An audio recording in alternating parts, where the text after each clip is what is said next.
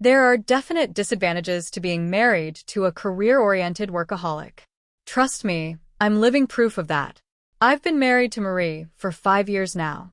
I love her to death, but it's pretty clear that her top priority is her career as a biochemist.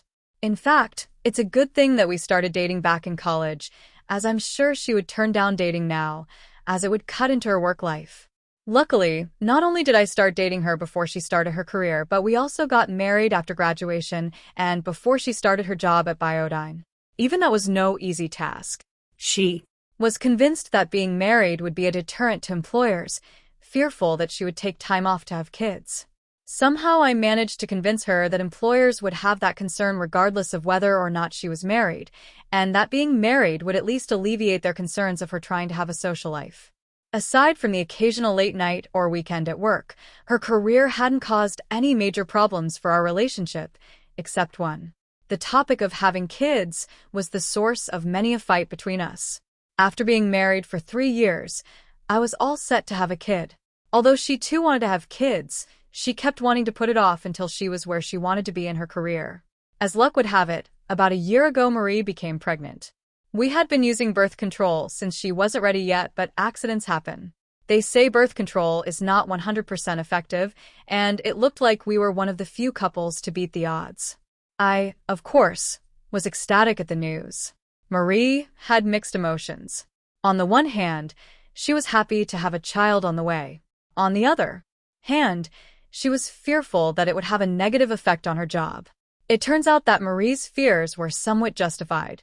In addition to having to take time off for doctor's appointments and more serious bouts of morning sickness, the company pulled her out of the lab, worried that exposure to some of their products might pose a risk to her or her child. She was relegated to working in the virtual lab, where everything is done by computer simulation. She didn't much care for that, but she kept at it, trying to keep her employers happy. She worked until the very end. Literally. She was at work when she went into labor, and she kept working until her coworkers finally forced her to go to the hospital.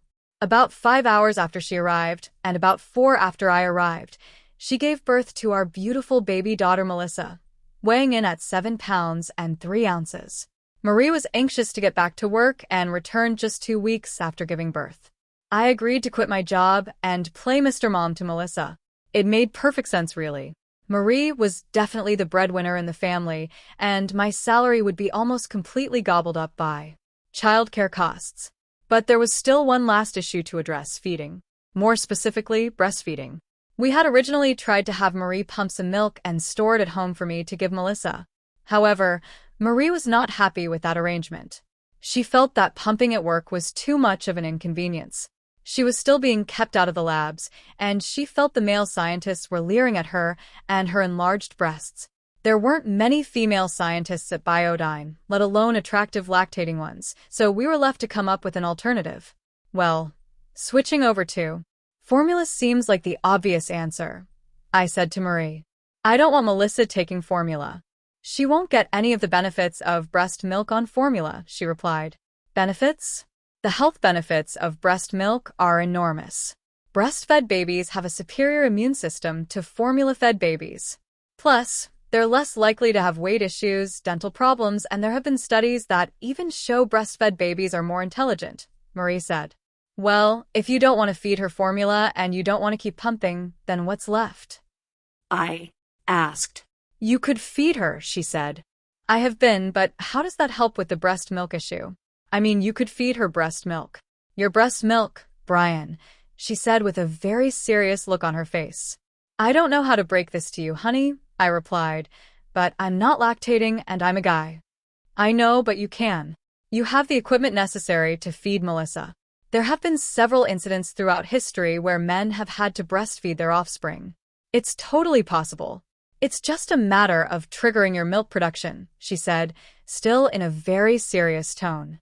So I just let her suck on my nipples until I start lactating? I asked, not sure if she was truly being serious. We don't have time for that. At best, it would take several months before you started producing enough to feed Melissa.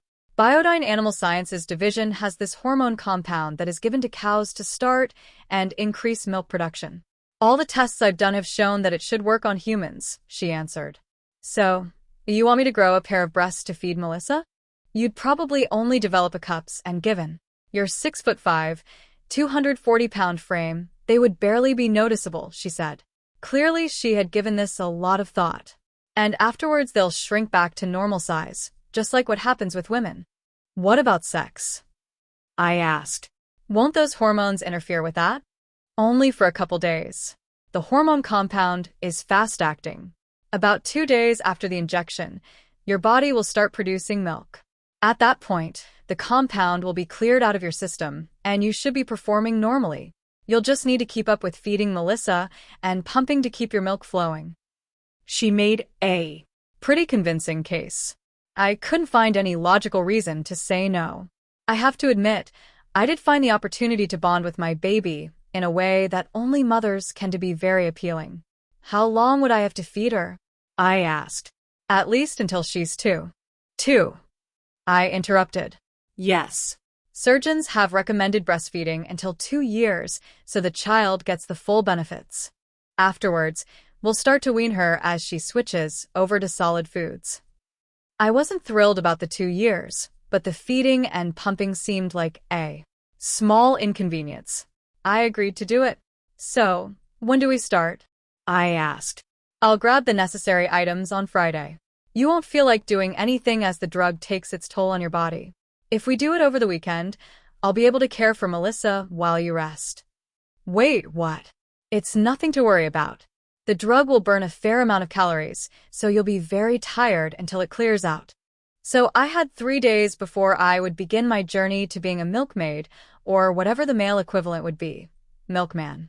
I did have my moments of doubt throughout those 3 days. However, they usually dissipated every time I fed Melissa from the bottle. Having her there in my arms, I couldn't help but think how great it would be to be able to breastfeed her. On Friday afternoon, Marie came home with a large paper sack and went to the bedroom. I put Melissa in her crib and went to see Marie. She had an assortment of medical items laid out on the nightstand. There was the vial of what I assumed was the hormone, plus a syringe to administer it. There were also some other items I hadn't expected, a couple pills, a tube of some cream, and an 4 bag. What's all this? I asked. I thought this was just going to be a simple injection. It is, she said. The rest of the stuff is just to make things more comfortable for you. In addition to burning a lot of calories, you'll experience dehydration, so the 4 bag is there to keep your fluids up. I also got you some Vicodin. Your chest will itch and burn a fair amount, as the hormone causes your mammary glands to wake up, so to speak. The Vicodin should take care of a lot of that, plus it'll help you sleep. And finally, there's the cocoa butter cream. I'll apply this on your chest throughout the weekend so you don't feel any tightness. Wow, didn't think it would be this complicated. It's nothing to worry about. Marie finished preparing all the items. Having second thoughts? No, I replied.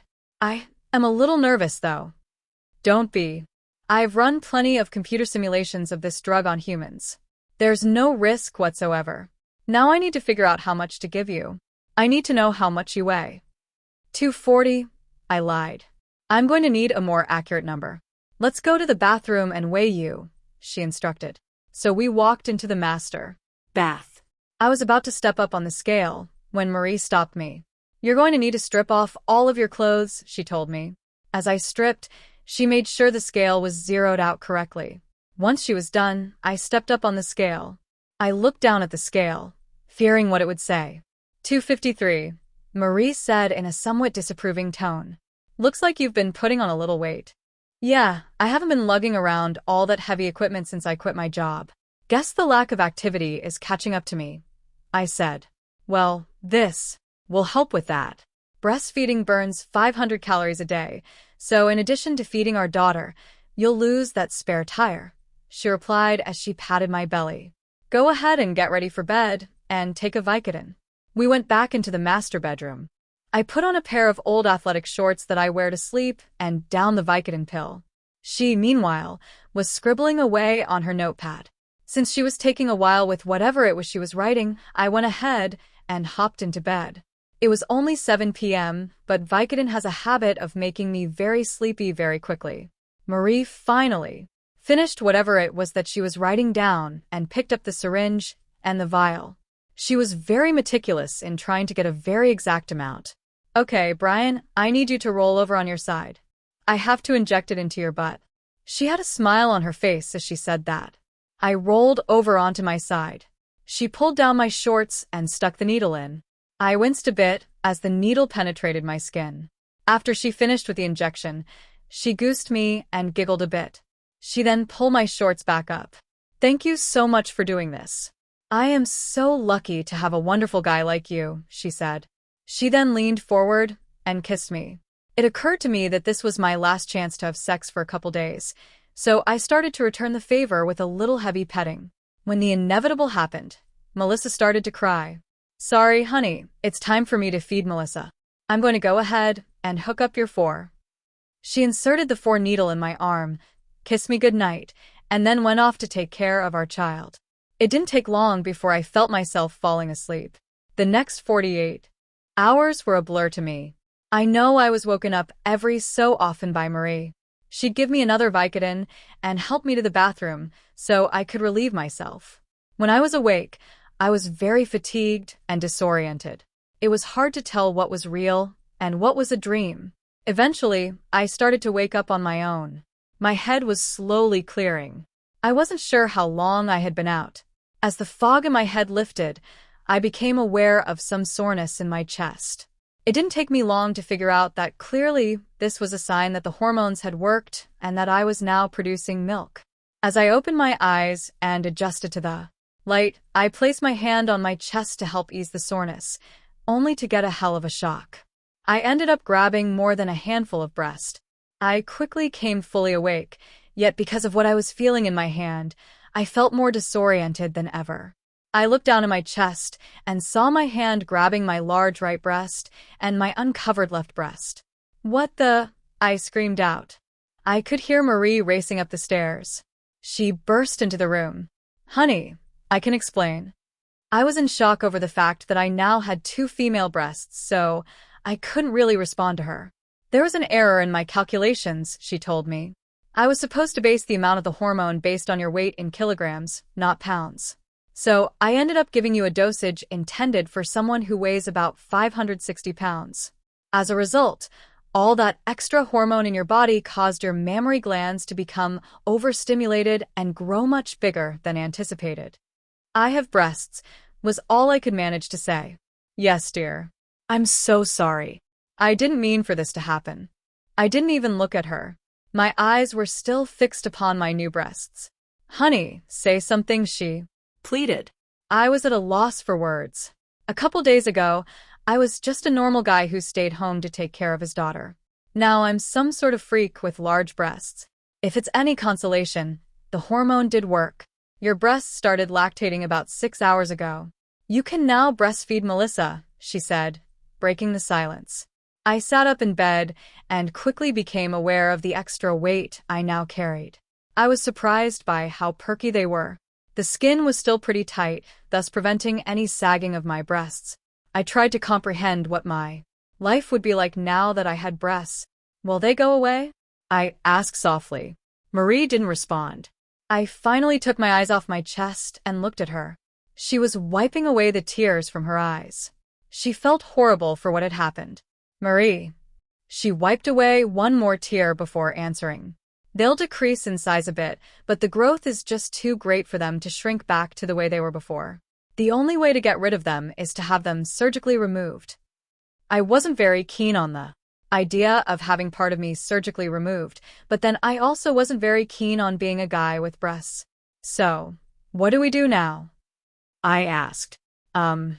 Marie, still being distraught over what happened, was having trouble keeping her composure. We can start researching surgeons that can perform a mastectomy. Hopefully there's someone good nearby.